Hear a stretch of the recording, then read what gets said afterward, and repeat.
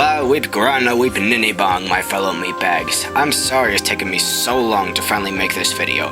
It's not that it actually took me this long from start to finish, I simply didn't have the chance to finally start making the video until recently. And now for Sonic 3 and Sonic & Knuckles, which I'll just call Sonic 3K to save time. I'd like to consider these two as one giant monster of a game because originally they were supposed to be, but the developers just couldn't fit the entire thing in one cartridge. It really was just too damn big. It's pretty tiring to try playing through both halves in one sitting, and that's really saying something considering I'm not so easily overstimulated as a lot of gamers I know are. Regardless, I still like to think that this is the end of a trilogy, rather than two separate games on their own. Sonic 3K had incredible level design that rarely ever felt repetitive or boring. They threw so many humongous zones with unique platforming gimmicks that were rarely reused in other zones, and it's just so good. Also cool is that between the two acts of each zone, they often, not every time, but often, change it to a different setting, making it feel like there were more zones and more places to explore than there already are. That really does add a lot, considering that they could just make everything look the same and have it grow stale, which it doesn't because of how much work they put into this. It was faster than ever, but they still knew when to stop and make the player think. Some things, sadly, were automated, but they weren't so frequent that they made the game dumb.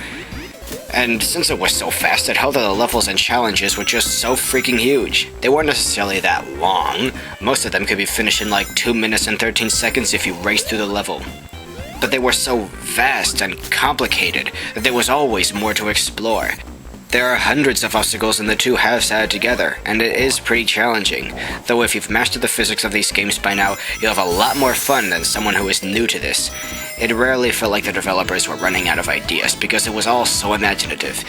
Another thing to note about all the level designs is that a lot of fans can't stand the exploration, which you'd think they'd be able to appreciate.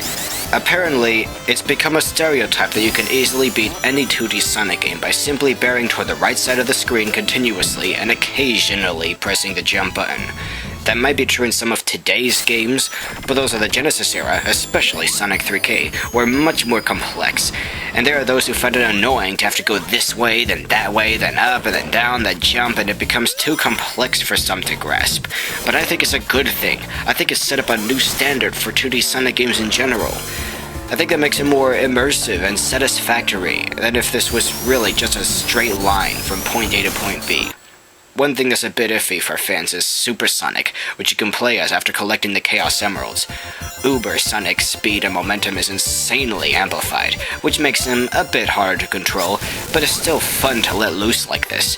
It's a bit annoying that his theme song cuts off some of the level's music, but it's still fun.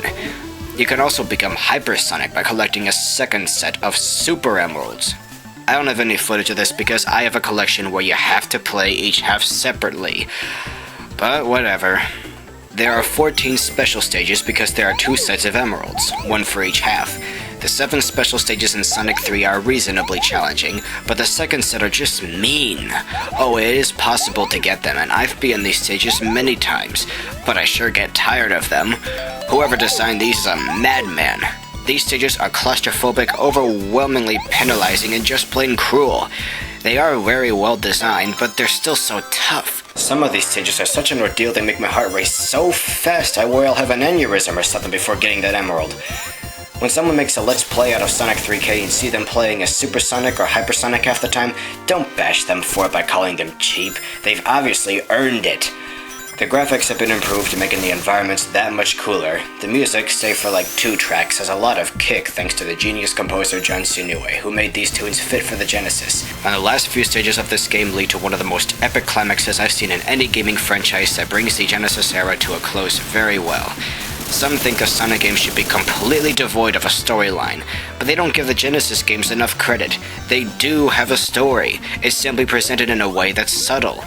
Sonic begins by saving woodland critters and making a few friends. He travels to a few different islands, and eventually unlocks his true power and saves a freaking world. He starts out small, but gradually grows stronger. Once you reach Lava Reef Zone, the game becomes increasingly atmospheric, with a death egg in the background getting closer and closer as you go further in to discover the truth. And then you have to chase the death egg into space. It's all so epic, and there are so many little things that I don't think enough gamers pay attention to, even though they love this game. Sonic's model was changed for this game.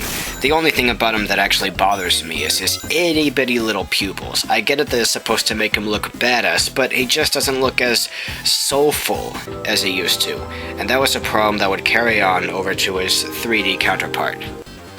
Anyway, because this is so polished, so consistently well designed, and just so dang epic and huge, I think Sonic 3K is the best Sonic game ever.